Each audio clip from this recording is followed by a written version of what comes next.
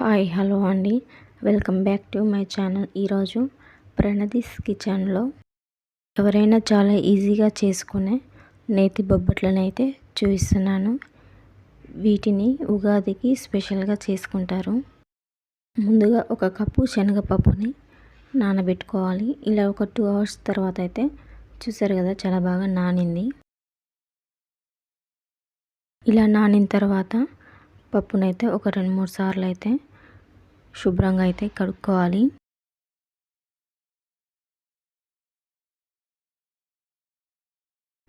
ఈ శనగపప్పును కుక్కర్లో వేసి మునిగేంత వరకు అయితే నీళ్ళు పోయాలి. ఇప్పుడు ఒక 5-6 విజిల్స్ వచ్చేంత వరకు అయితే బాగా ఉడికించుకోవాలి. చూసారు కదా, చాలా బాగా ఉడికింది. ఇప్పుడు పప్పు గుత్తితోటి అయితే చాలా మెత్తగా అయితే చేసుకున్నాను. ఇప్పుడు అందులోకి కప్పు శనగపప్పుకి కప్పు బెల్లం అయితే తీసుకున్నాను.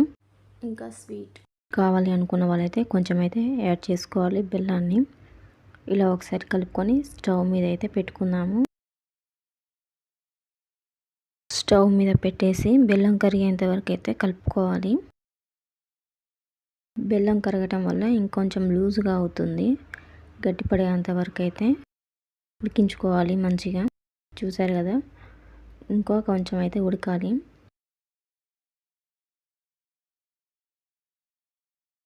ఇంకొక 5 నిమిషాలు అయితే ఉడికించుకోవాలి. చూసారు కదా, ఈ స్టేజ్లో ఉన్నప్పుడైతే స్టవ్ అయితే ఆఫ్ చేసుకోవాలి.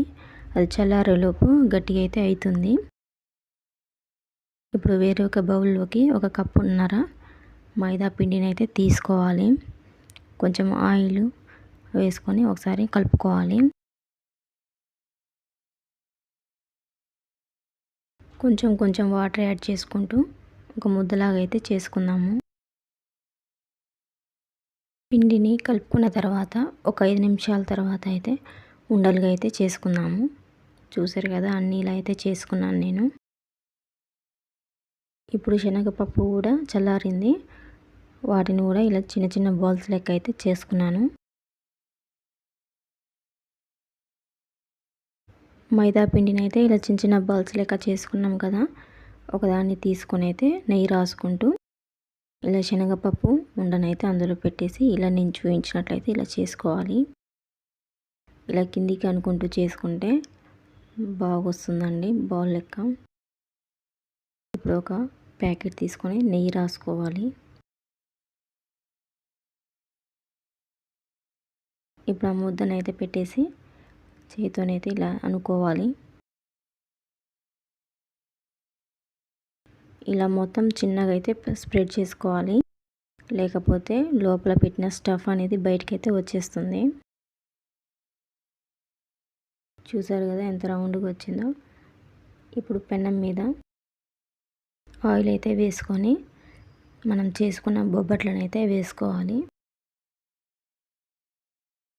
2 వైపులా మంచిగా కాల్చుకోవాలి.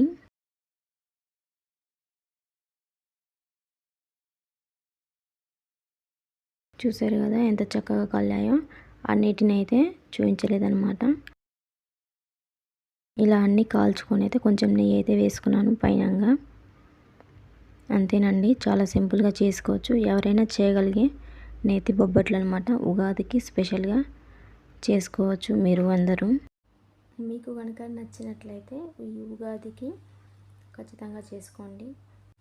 మా ఛానల్ అయితే సబ్స్క్రైబ్ చేసుకోండి. Thank you for watching.